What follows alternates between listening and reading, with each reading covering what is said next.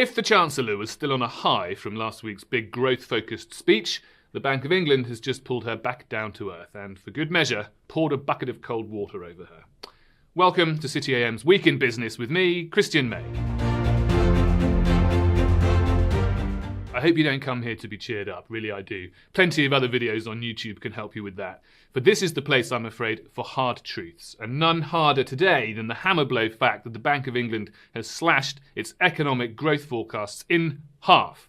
Having previously thought that the UK economy would grow 1.5% this year, the Governor Andrew Bailey broke the news yesterday that they now anticipate a rate of just 0.75%, barely noticeable.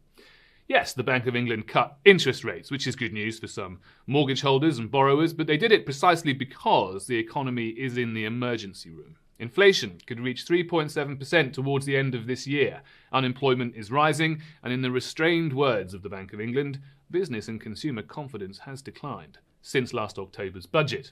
In the run-up to that budget, City AM warned that the government's miserable doom and gloom tone, you remember that, would spook businesses and consumers, and of course it did. Investment decisions were deferred, expansion plans put on hold. There was a palpable nervousness right through September and October, and the consequences of that became clear in November's growth figures, just 0.1%, and we'll get December's data next week. Then the budget itself rained tens of billions of pounds of new taxes on businesses, along with a mountain of additional costs, and as what was feared became real, employers across the country began to react. Survey after survey has shown us that firms began this year by letting staff go, by cancelling investment, passing on cost increases. We've been through this every week, I'm afraid. Now, you know the picture by now. And just this week, we got the latest data from the manufacturing and services sectors of the economy, and it's not good.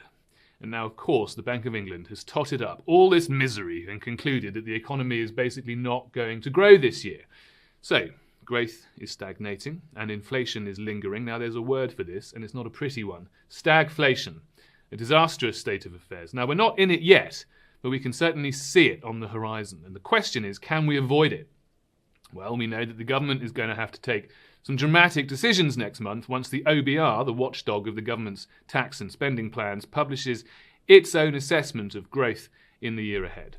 Economists fully expect them to conclude that thanks to high borrowing costs and poor growth, Rachel Reeves has lost her so-called fiscal headroom, basically how much room she has to spare in order to stay within her self-imposed ironclad rules regarding the public finances. Now, after the budget, this headroom was around £10 billion, but the thinking now is that it could in fact have turned into around minus £20 billion, in other words, a black hole.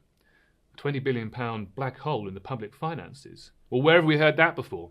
The last time the Chancellor claimed to have found one, left over by the previous lot, she said about launching a £40 billion tax rate on businesses. So will she do that again? She says not, though she hasn't exactly promised not to. And this brings us back to whatever dramatic action is expected in March, once the OBR shows its workings. How will the Chancellor balance the books? So she banked on economic growth, but her policies have destroyed that. So spending cuts or tax hikes? How about spending cuts in the spring followed by tax hikes in the autumn? Well, our latest monthly poll of voters carried out by Freshwater Strategy reveals that the public are wise to this risk, with the majority now expecting hikes to corporation tax, income tax and VAT during this Parliament. That same poll of the general public, not just of City AM readers, revealed that 70% of people have no confidence in the government's economic policy, and a very similar number have no confidence in the Chancellor. But there's another option for Rachel Reeves. Cancel the deeply damaging tax rises and regulatory burdens due to kick in over the next few months. Recognise that the situation has changed. The economy isn't able to bear the burden right now. Blame Trump if you want, I don't care. Blame the Tories if need be, but find a way out of the mess that has been made. Now, I've said this before, of course, growth in the future is great. Build those houses, build the roads and the runways, build the nuclear power stations. Another great policy announced this week. But if the government persists with its growth-destroying policies in the here and now, then it's not crazy to ask, what exactly are these future power stations going to power? Now, I genuinely want to sit here one week and talk about something else, believe me. But the economy and the government's mismanagement of it is pretty much the only show in town right now, and it matters hugely, and we will cover every twist and turn of it.